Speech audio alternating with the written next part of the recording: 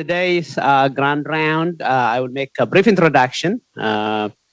Today's speaker is Dr. Chinelo Okigbo.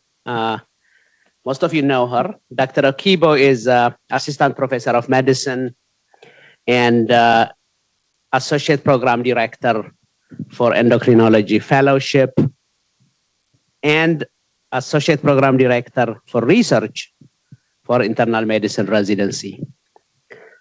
On top of that, she is the inaugural director of our Women's Health in Endocrinology program. So she carries too many hats already. Dr. Okigbo did her med school in Nigeria, and then he came to the US, did master's and PhD at Chapel Hill University of North Carolina in public health with a focus on women's health. After that, she said, I missed clinical medicine. Let me go back to residency. And she did internal medicine at Atlantic Care Regional Medical Center in New Jersey. Then she came back to UNC, where she did her fellowship in endocrinology. And in 2021, she joined us as a faculty. So Dr. Okigbo, a couple of things since she came here. Number one, she received the HADC grant to do research in diabetes distress in newly diagnosed patients with diabetes, which is still ongoing. More importantly, recently she was one of the two inaugural awardees for the Junior Clinical Investigator Program, which gives her protected time for 3 years and gives her some initial funding for research as well. So we are very thrilled with that. So Dr. Okigbo is a member of many professional societies and very active, in particular at the APDEM, at the Endocrine Society, and ADA. To give you an example, at the Endocrine Society, for the Clinical Guideline Committee, she is a subcommittee chair within that. She has more than 20 publications and book chapters, more than 20 posters, and then she has more than 15 invited talks in her topic. So one of her interest areas, as I mentioned, continues to be women's health. And on that line, today's topic will be polycystic ovary syndrome, unraveling the reprometabolic syndrome. So before I give the podium to Dr. Okigbo, I would like to acknowledge our endocrine fellowship candidates for interview are on the Zoom. Hopefully you are gonna have a good time. And for all of you who are attending virtually, make sure you put it on silence so that Dr. Okigbo will have uninterrupted space. Thank you, Dr. Okigbo. Thank you, Dr. Siraj, for that great introduction. And thank you for inviting me to give this presentation on this topic. This is a topic that is very dear to my heart. I have a clinic that is focused on treating women with PCOS, and my research is gearing towards looking at long-term complications, metabolic complications in women with PCOS. So I'm very excited to be talking about this topic today. I do not have any conflicts to disclose. By the end of this presentation, you should be able to analyze the effects of PCOS on reproductive and metabolic health parameters, and to formulate management strategies that are geared towards reducing the reproductive and metabolic complications of PCOS. So here is my outline. I'll briefly go over the historical evolution of PCOS, its epidemiology, pathophysiology, diagnostic criteria, and then we'll focus on the reproductive and metabolic complications and their management strategies. PCOS is a chronic complex hormonal condition that is characterized by elevated androgen levels, irregular or absent menstrual cycles, and polycystic ovaries on ultrasound. It is the most common endocrine disorder in women of reproductive age, but unfortunately is grossly understudied, leading to diagnostic challenges, delayed diagnosis, and suboptimal management strategies. It is a syndrome, and so it has heterogeneous presentation in different individuals, and also the presentation changes with age in the same individual. remains a diagnosis of exclusion because there's no one single feature or test that is diagnostic. Prior to considering the diagnosis of PCOS, you should rule out other causes of ovulatory dysfunction or hyperandrogenism, such as hypothyroidism, hyperprolactinemia, non-classical CAH, hypothalamic amenorrhea, Cushing's syndrome, acromegaly, androgen secreting tumors, and drug-induced hyperandrogenism. Once you've excluded all these causes, then you look at the diagnostic criteria for PCOS and see if the patient meets that criteria for you to do the diagnosis.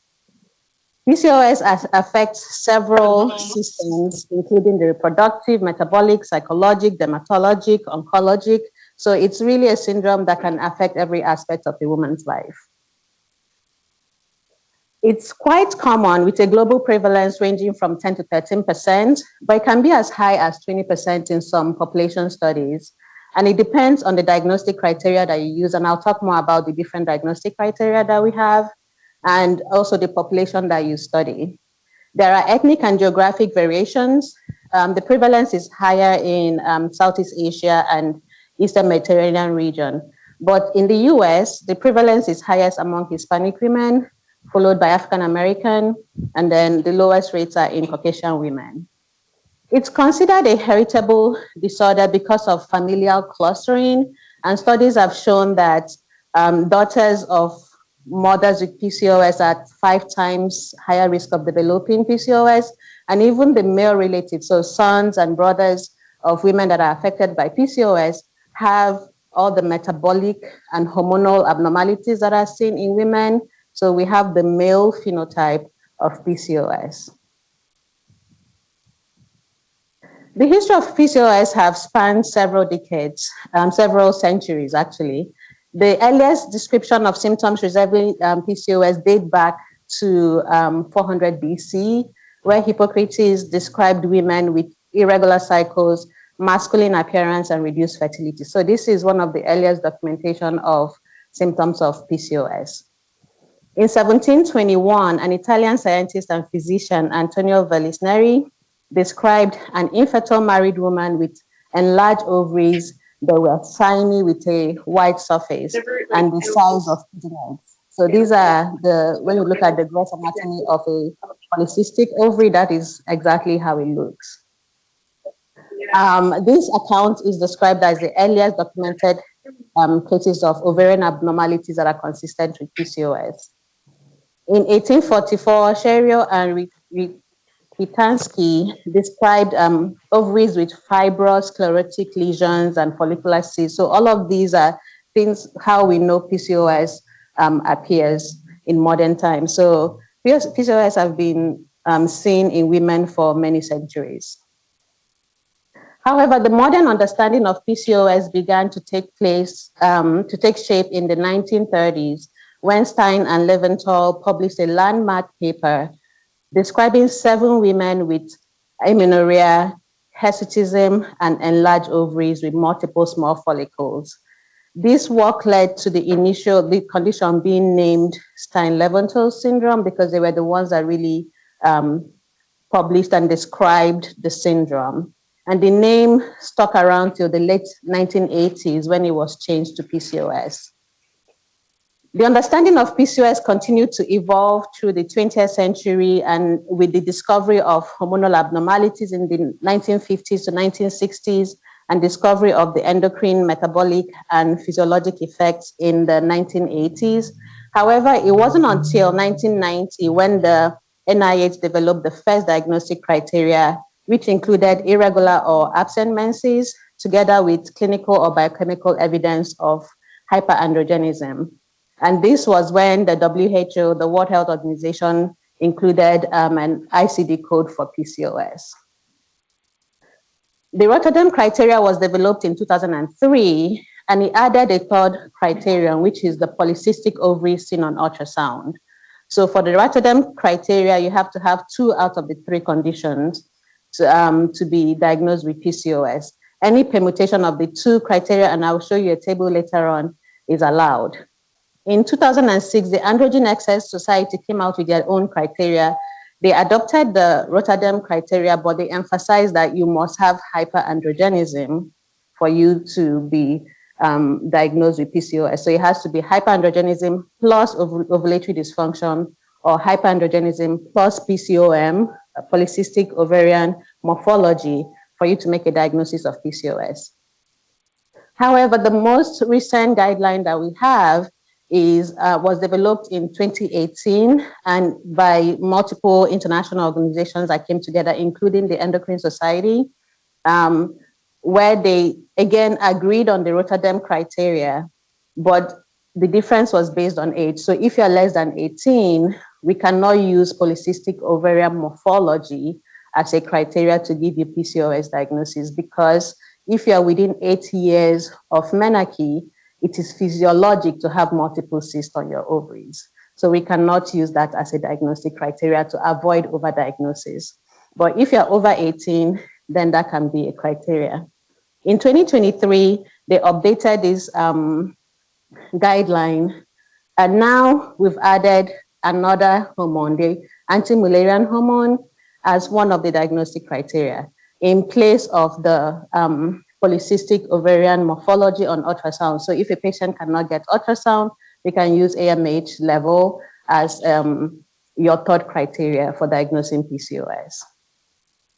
And again, the most recent guideline has started emphasizing the importance of looking at other complications that are associated with PCOS, the metabolic complication, the psychologic complication, the dermatologic complication, rather than just focusing on the irregular menstrual cycle. So now we'll go over the pathophysiology. The pathophysiology of PCOS is complex, multifactorial, and not fully understood. But we have three main pathologic pathways that have been implicated in PCOS. But still, we don't know which one is the initiating pathway. So it's still like almost the chicken and the egg situation. Which one came first? We're not sure. The three pathologic pathways are the neuroendocrine dysfunction, genetic predisposition, and epigenetic and environmental factors. These pathways are interconnected and fuel each other. So for the neuroendocrine dysfunction, this is the abnormal hypothalamic pituitary ovarian axis, which I'll call HPO axis, so I don't bite my tongue. And so the abnormal HPO axis promotes ovarian and adrenal androgen production, excess insulin production, both of which lead to the follicular arrest of the dominant follicle, so you don't have an ovulation.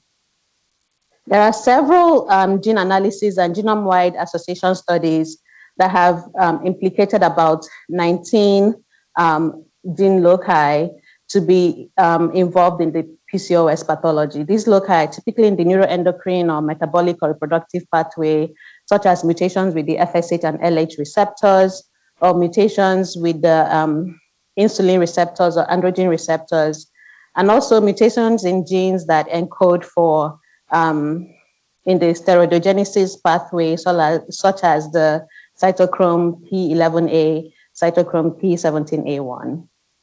The environmental factors include endocrine disruptors, such as BPA and PFAS, which have been shown to disrupt the HPO axis and lead to insulin resistance and hyperandrogenism.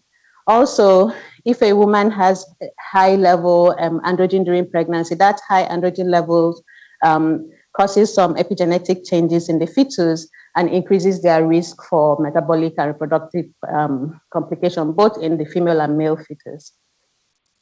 The obesogenic environmental factors, such as access to poor food, like very high caloric foods, or foods that are high in that are highly processed, inability to exercise, all of these will worsen insulin resistance, which then worsens the HPO axis and perpetuates this vicious cycle. Some argue that the genetic mutations are likely the initiating pathways. However, the specific gene analysis have not found causal pathways. We've just found association, but not causality. So let's discuss the neuroendocrine dysfunction. So in PCOS, the GnRH pulse generator has an increased frequency. So when you have an increased frequency, you favor LH production over FSH production. If you have a slow frequency, you favor FSH production over LH production. So in PCOS, they favor LH production, which then stimulates the Theta cells to produce ovarian androgens. And because you have a relative deficiency of FSH, you're not converting that androgens to estrogen. So you have accumulation of the ovarian androgens, which then leads to hyperandrogenism that perpetuates hyperinsulinemia that now worsens the HPO axis for producing more LH. So it's such a vicious cycle. Additionally, there is some HPA, so hypothalamus pituitary adrenal axis abnormal signaling, where the adrenal glands become very sensitive to ACTH.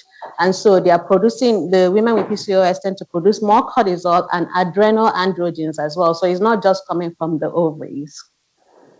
The women with PCOS, because they have decreased estrogen and decreased progesterone, they lose that negative feedback to the GnRH. So that HPO axis signaling that favors LH continues to happen, perpetuating the cycle of hyperandrogenism and hyperinsulinemia that we see in PCOS. For the genetic pathways, prior twin studies have provided evidence for genetic underpinnings of PCOS. The heritability of PCOS have been estimated to be more than 70% in twin studies, where monozygotic twin sisters are twice as likely to have PCOS compared to dizygotic twin sisters. The genome-wide association studies, GWAS, have also found the different genetic loci that, like I discussed, and there are newer meta-analyses that have also found additional genetic loci. But like I said, these are locations on the DNA that are close to genes that we know are implicated in the metabolic dysfunction and reproductive dysfunction. We haven't found causal pathways between these gene mutations and PCOS. The environmental and epigenetic pathways have also been implicated. We have the abnormal maternal fetal environment, such as having early abnormal weight gain. So in the first trimester, if the woman gains so much weight, that increases androgen levels and anti-Mullerian hormone levels, which then increases the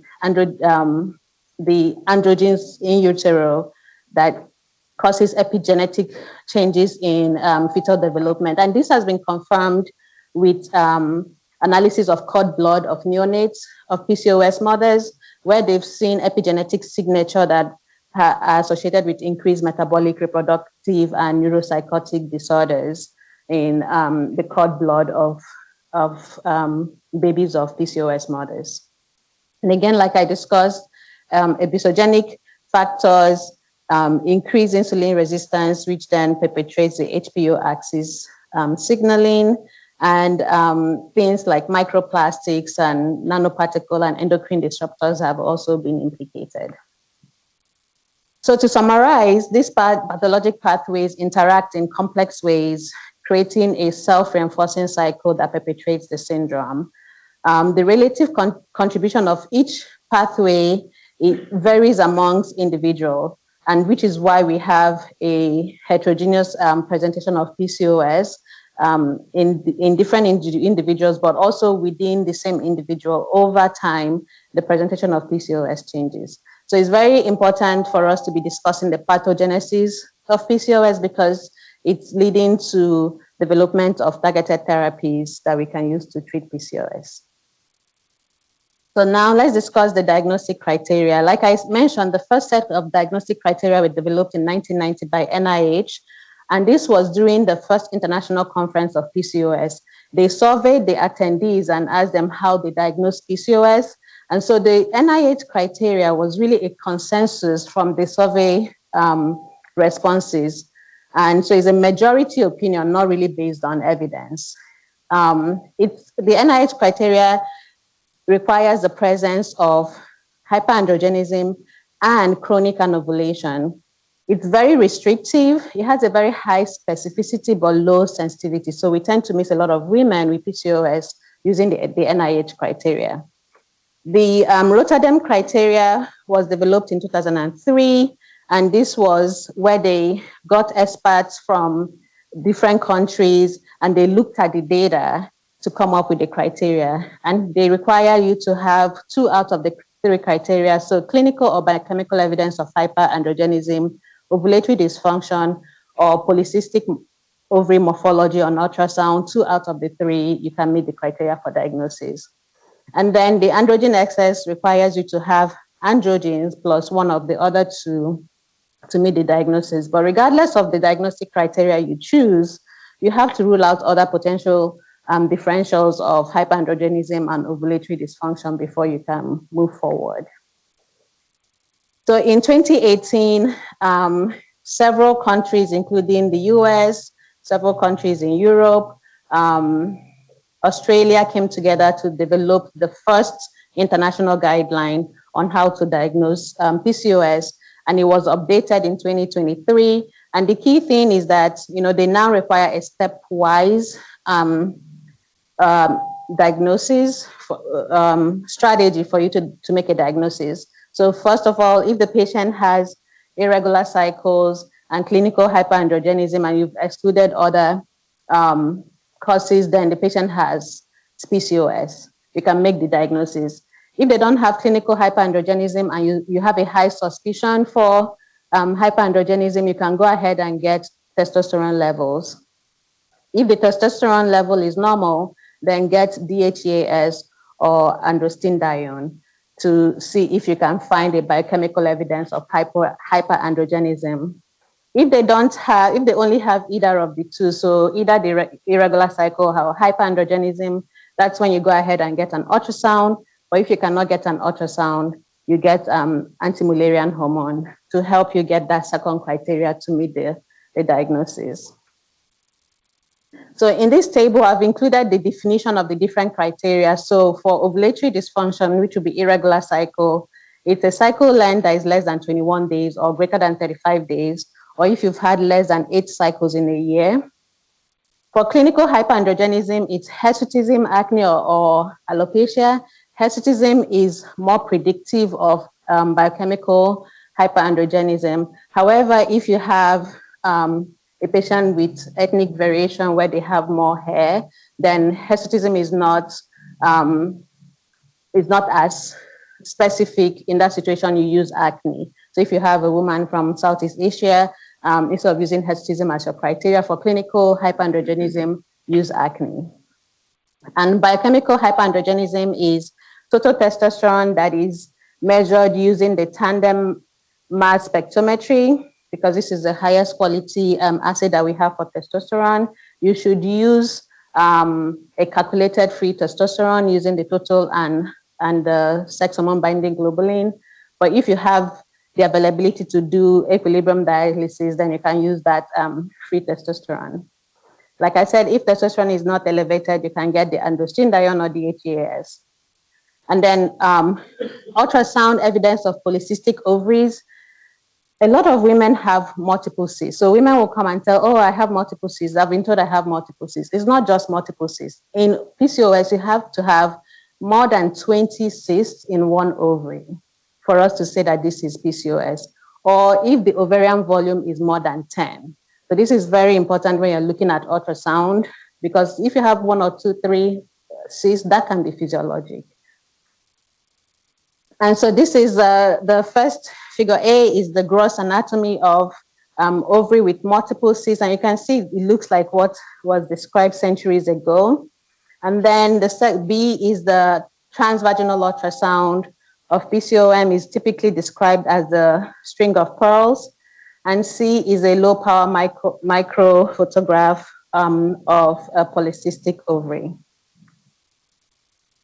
So using the Rotterdam criteria, we have 4 phenotypes of PCOS that have been described, and these phenotypes correlate with the prevalence of metabolic and reproductive complications. So in phenotype A, this is a patient that has all 3 criteria, and these patients have the most severe metabolic and reproductive complications. Phenotype B is the typical NIH PCOS. Phenotype C is where they have hyperandrogenism and PCOS on ultrasound, but they are still having regular cycles. And phenotype D is where they don't have hyperandrogenism. Phenotype D has the least complication because most of the complications that come from PCOS is because of the hyperandrogenism that drives the hyperinsulinemia.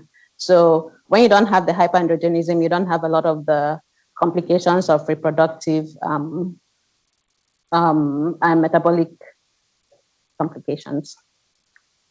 So to discuss PCOS as a reprometabolic syndrome, this reprometabolic syndrome is a relatively new concept, and it just refers to a collection of reproductive and metabolic abnormalities that frequently co-occur and are thought to have interconnected pathophysiologic mechanism. PCOS is a prime example of a reprometabolic syndrome. Another example is obesity, because obesity can cause reproductive disorders and metabolic disorders. So PCOS affects women throughout their life course with varying manifestations and health implications at the different stages. So in adolescence, the women with PCOS will complain about irregular cycles, acne, hirsutism, weight gain. They may have insulin resistance, but mainly psychological distress and body image issues, especially from the hyperandrogenic effects, the hirsutism and the acne.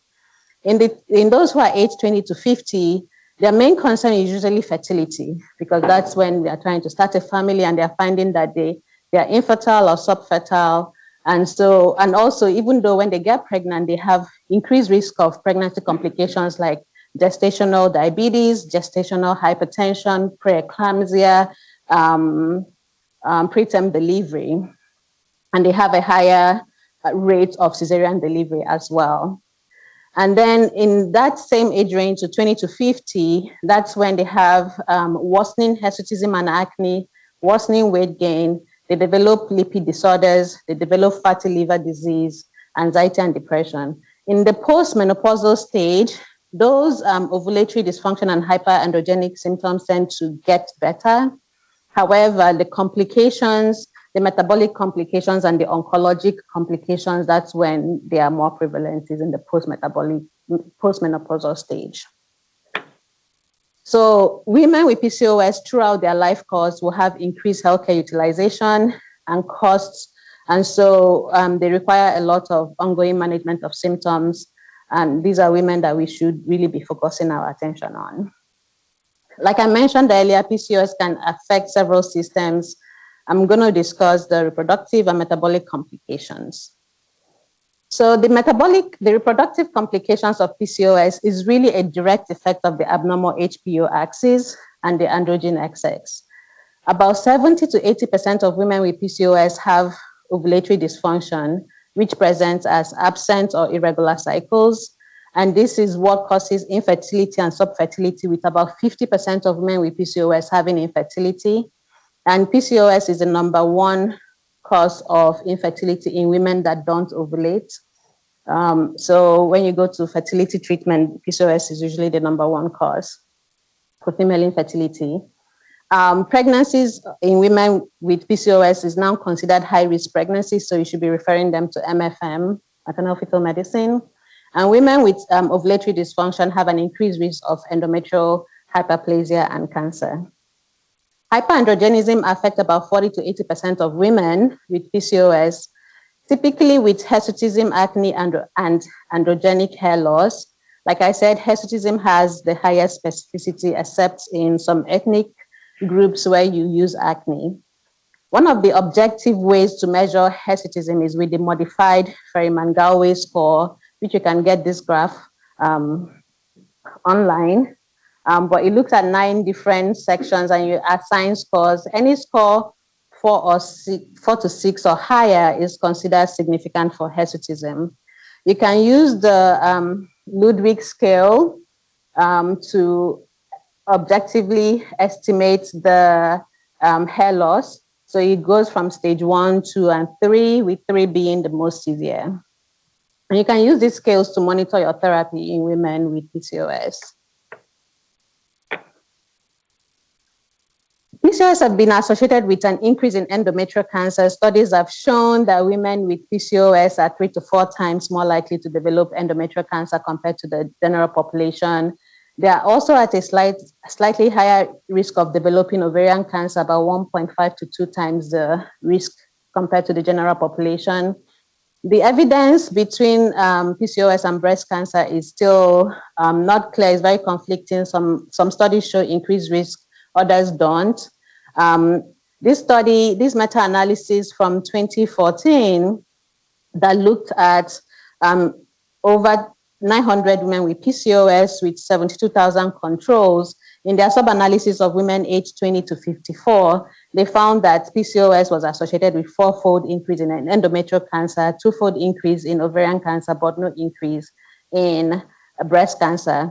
Another case report found that women who have confirmed epithelial ovarian cancer were more likely to report having been diagnosed with PCOS. So going into the metabolic complications of PCOS is mainly driven by insulin resistance and hyperandrogenism. This figure here shows the increased LH secretion relative to FSH, which drives the ovarian hyperandrogenism, which then leads to adipose tissue dysfunction and insulin resistance. So it's not surprising that many women with PCOS end up with obesity and impaired glucose tolerance. About 70 to 80% of women with PCOS have some level of insulin resistance, and this is regardless of their BMI. And women with PCOS are 3 times more likely to develop impaired glucose tolerance, again, regardless of their BMI. And impaired glucose tolerance is highest in Asian and South American women.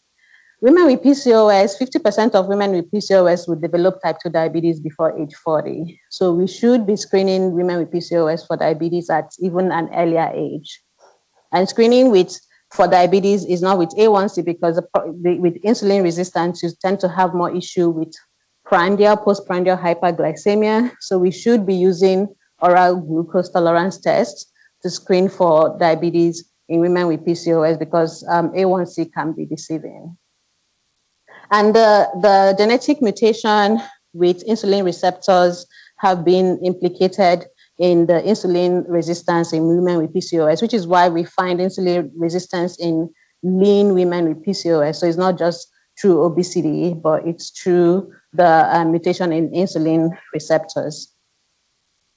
Obesity is quite common in women with PCOS. About 50 to 80% of women with PCOS are overweight or obese. And obesity is 4 times higher in women with PCOS than controls. Evidence show that the obesity worsens with age and presents after menopause, causing all the metabolic syndrome complications that we see in the postmenopausal phase. There is an increased abdominal fat deposition in the hyperandrogenic phenotype, suggesting that hyperandrogenism might be the mediating pathway for obesity in women with PCOS. We have abnormal lipid panel in women with PCOS. It's typically high triglycerides, low HDL, high LDL. And we know that this lipid profile is atherogenic, which is one of the reasons why we have increased cardiovascular risk in women with PCOS. And this lipidemia of PCOS have been linked to hyperandrogenism as well.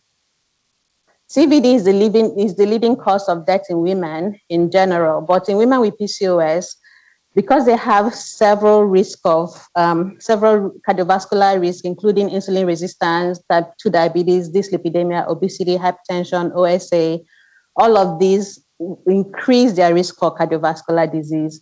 We haven't found an association, increased cardiovascular mortality in women with PCOS, but this is mainly because we don't have longitudinal data that have followed women over time to see if they have increased mortality.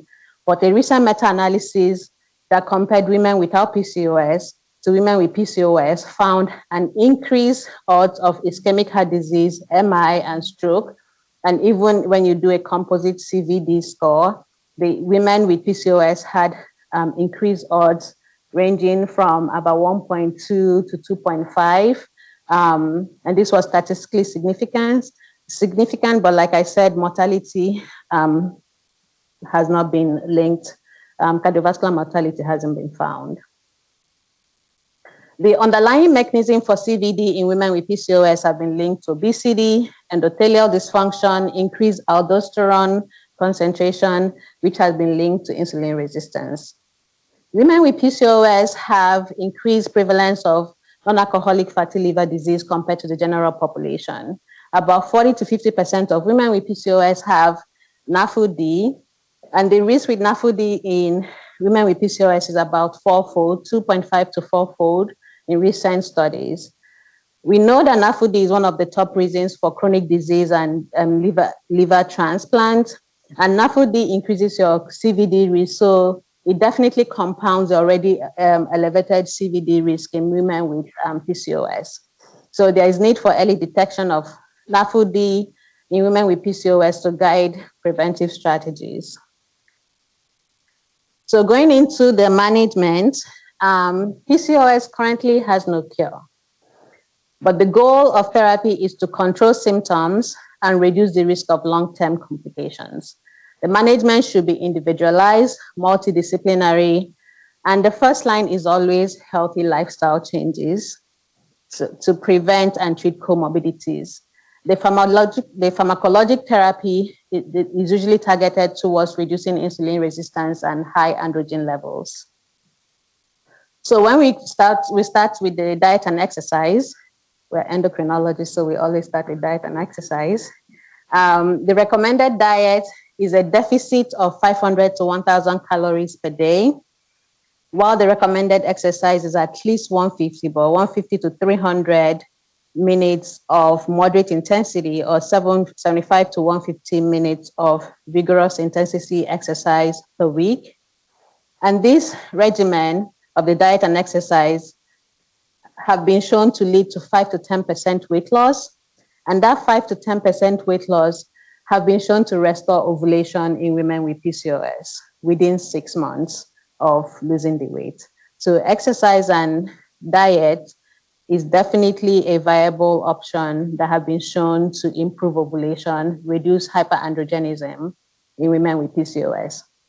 Also, this weight loss of 5 to 10% have been shown to increase the sex hormone binding globulin, which binds those free androgens, further reducing the hyperandrogenic effects. The exercise and diets will decrease insulin levels and IGF levels, reducing the insulin resistance. So even women who are lean should still engage in exercise and healthy diet, because it's not just towards weight loss, it can reduce IGF levels and insulin levels in women who are within normal BMI. We haven't found there's no evidence to support one type of diet or one specific type of exercise over another for metabolic and reproductive outcomes. So whatever diet that fits their schedule is what we would recommend. A recent randomized control trial that was published this year compared randomized 90 women into time-restricted eating, which is intermittent fasting, of 14 hours of eating and 10 hours of fasting. And then to the second group was time-restricted eating with probiotics or time-restricted eating with placebo.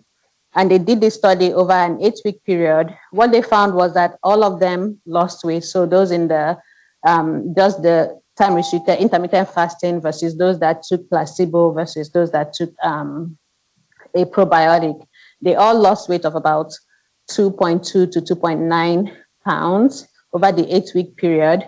But there was no significant difference between the weight loss. So they lost similar weight. They also did not find any improvement in metabolic or reproductive or cardiometabolic outcomes. But again, this was a short study. It was just 8 weeks.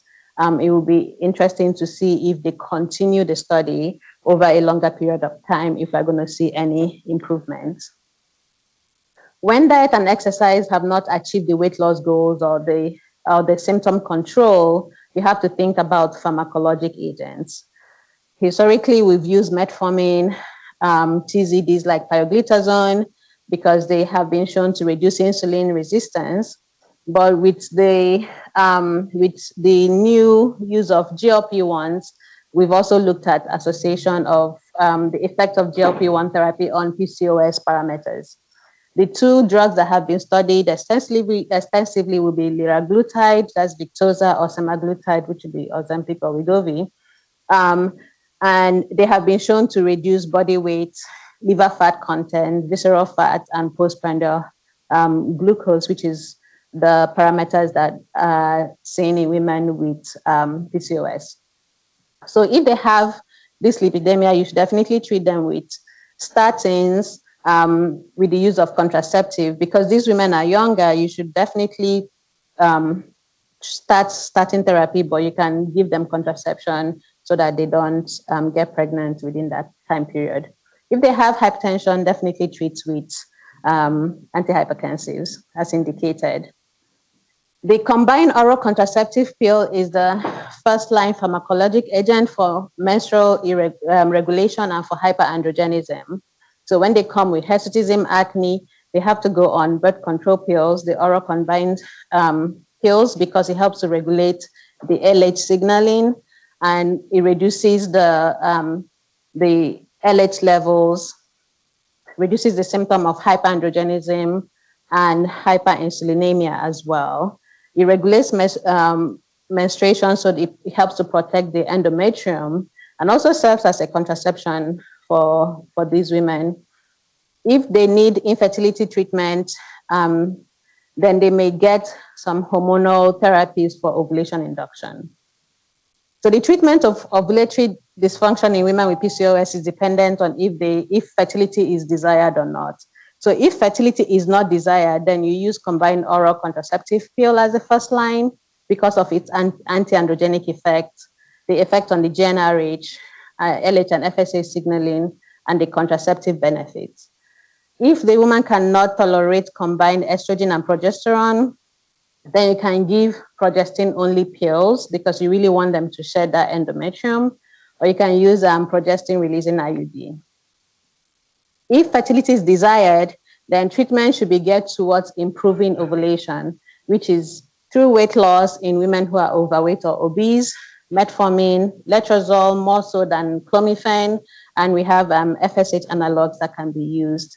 If the woman has multiple large cysts, then it may be best for them to undergo a wedge resection to reduce the ovarian volume, which will help them to ovulate and develop a dominant follicle.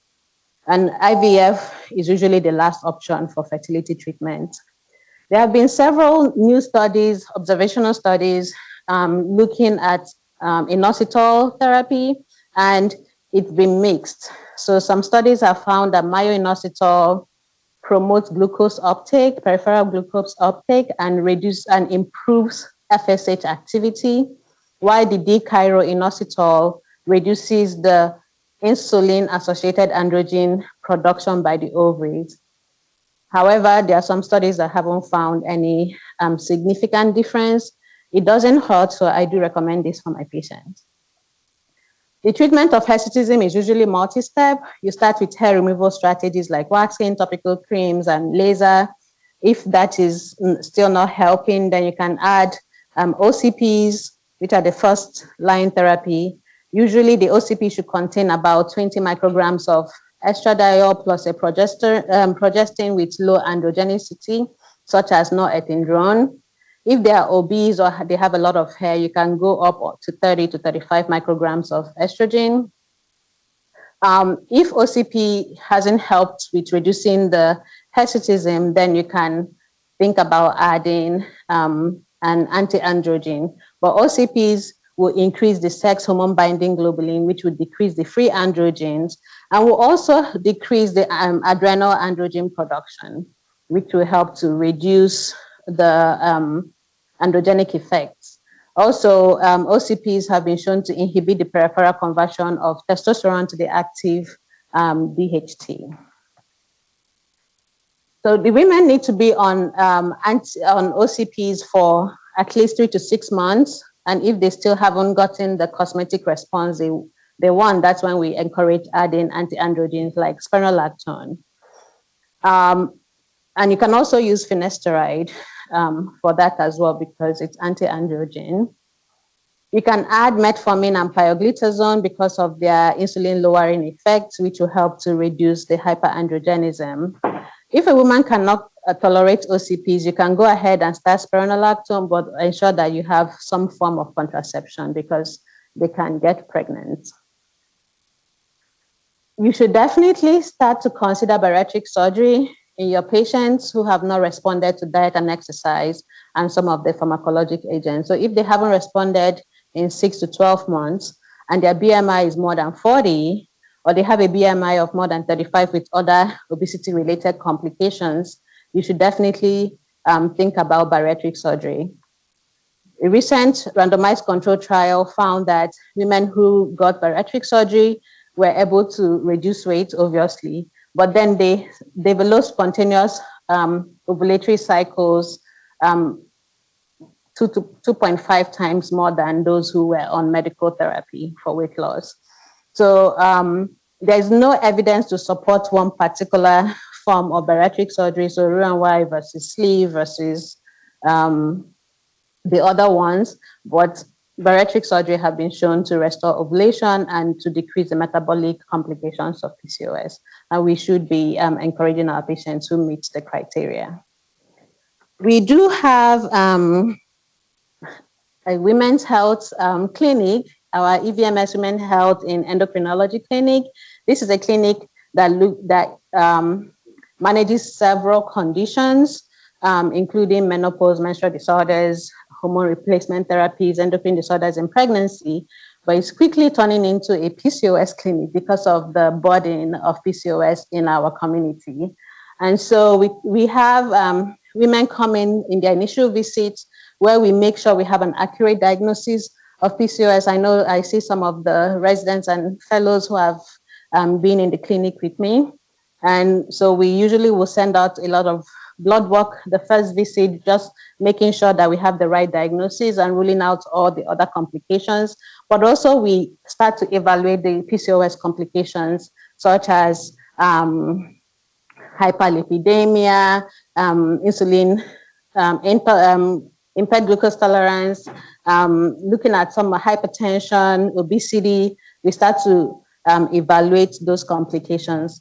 In their subsequent visits, we then start to treat these prevailing symptoms that they have. The most common prevailing symptom is obesity. They usually want to lose weight. And then the next one would be hirsutism. So we work very closely with the patients to get to their target goal. We are also addressing CVD and NAFLD risk factors in these women. And then our goal is to have a multidisciplinary team, which is what we are working towards. Right now, we are doing a lot of referrals because we haven't gotten there, but that's our goal, is to get there.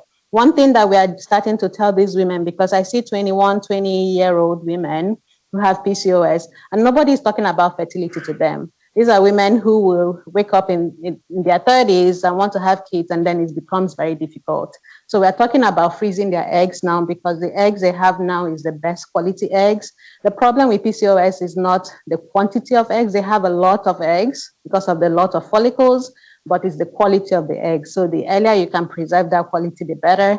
So we're making referral to Repro on Endo for egg freezing, and also for women that require fertility treatment now. We're already doing that. We do the ovulation induction with letrozole and clomiphene ourselves. And if they fail 3 cycles, then we refer them to Repro Endo.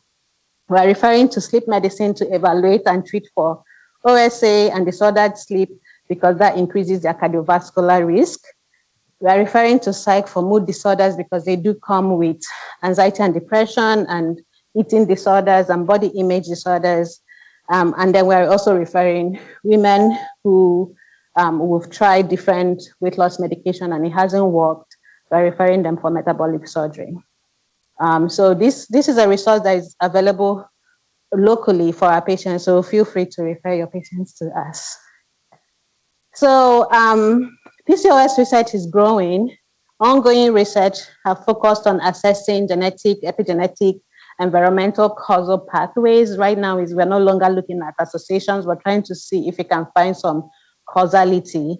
We're also looking at the gut-brain-ovary axis. We know that the gut microbiome, if you have an altered gut microbiome, it can lead to a variety of health conditions. So that has also been implicated in PCOS, and we're looking at that because of its effect on insulin resistance.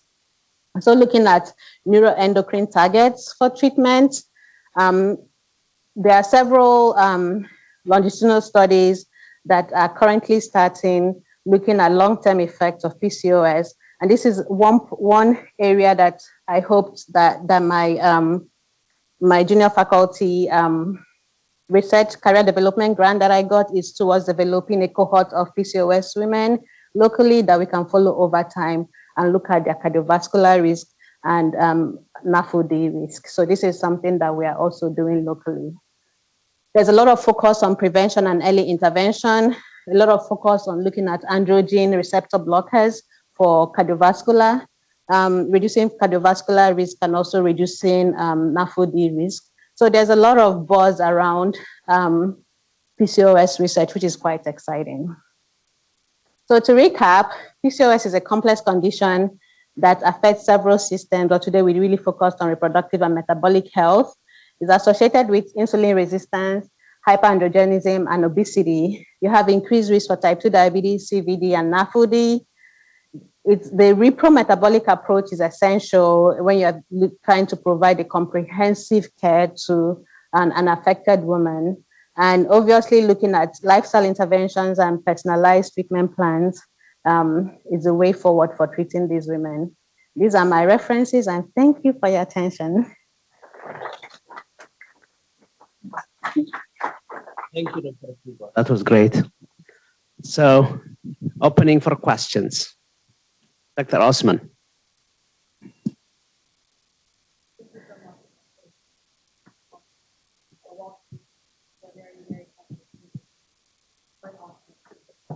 My question is about ovarian bone.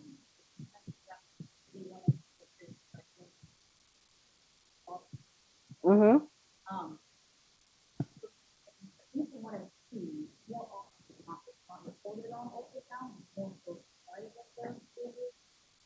So from your experience, does that align with reporting the volume? Is that something we can calculate on? I feel like we probably need to do not have some of it, but very volume. I think I had one person.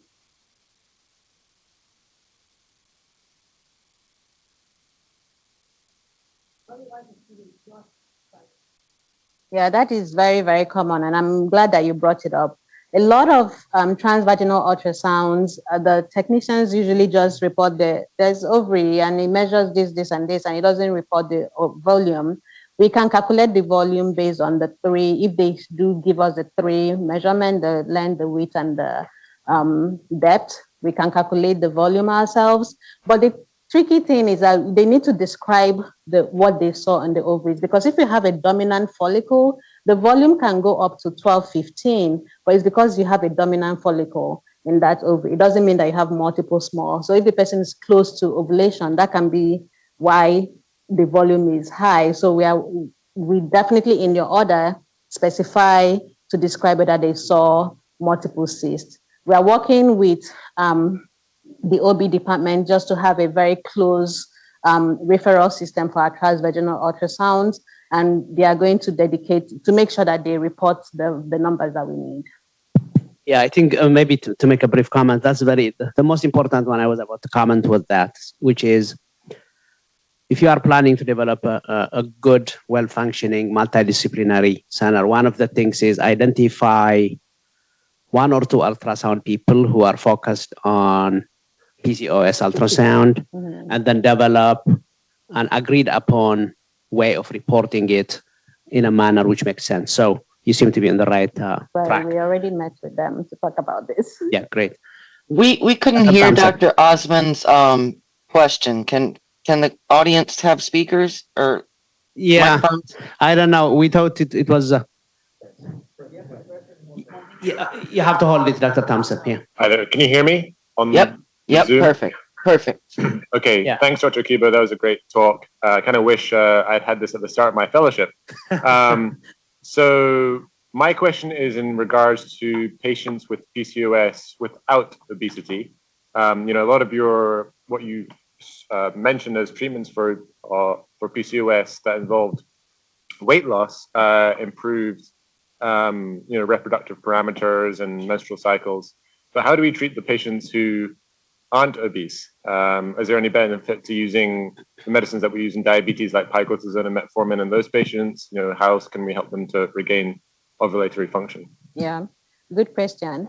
For people that are the lean women with PCOS, the goal is to target what their prevailing symptom is. So if their main concern is hirsutism, then it will be the OCPs plus spironolactone after 3 to 6 months. Depending on if they have insulin resistance, because they can have insulin resistance, I've used metformin. If their BMI is 20 or less, I typically will use more of the pioglitazone, because pioglitazone can cause a little bit of weight gain. So I'll use it if they have a lower BMI. But if they have like 24, 25, I know that they have room to come down, and I can use metformin for them. So I definitely have used that. Yeah, maybe one brief question. And actually, the first one is, when you were mentioning the definition of irregular periods in context of PCOS, you put in two numbers, less than 21 days and greater than 35 days. Mm-hmm. So traditionally, PCOS has been associated with oligomenorrhea and not faster, menometrorrhagia. So maybe if you want to comment on that. And the second one is the cardiovascular risk. PCOS happens when women are young. Cardiovascular stuff happens later in postmenopause, as Dr. Brush will agree. So do we have longitudinal, lifelong follow-up of PCOS patients to kind of get at the cardio? We do know, there is an increased cardiovascular risk, but I'm wondering if we have studies like that. So to start with the second question, we currently, so if you go to NIH Reporter, there are a few studies that are longitudinal, which started 2022 and 2023. So we have a few studies that are now following women over time, which is also one of the things I'm going to do with my PCOS cohort, is to follow women over time. Yes, they have these cardiovascular risk at a younger age, even in adolescence. They are developing insulin resistance. They're having obesity. And these women are postulated that they're going to have CVD earlier on. So they're probably going to have it in their early 50s rather than their 60s. We don't currently have any longitudinal studies, but we have studies that are just started. So hopefully in the next 10 years, we should have that data. For the first question about the frequent menstruation, some women have both. So they have a couple months where it comes twice a month, and then they go for like 6 months without, which is why the international guideline included the 21 days, because sometimes we miss those women because that's when we caught them. Also in adolescents, they use that 21 days as a cutoff for diagnosing PCOS in adolescents. Okay. One question from, okay. Yeah, just,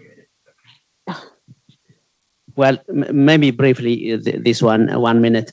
Dr. Shah is asking, insulin resistance in PCOS, do you perform OGTT in those patients to assess insulin resistance? Yes, so we are starting to perform OGTT in our patients because we found that looking at their A1Cs is typically 5.2, but their fasting glucose or like postprandial glucose will be abnormal. So we are now shifting towards doing OG.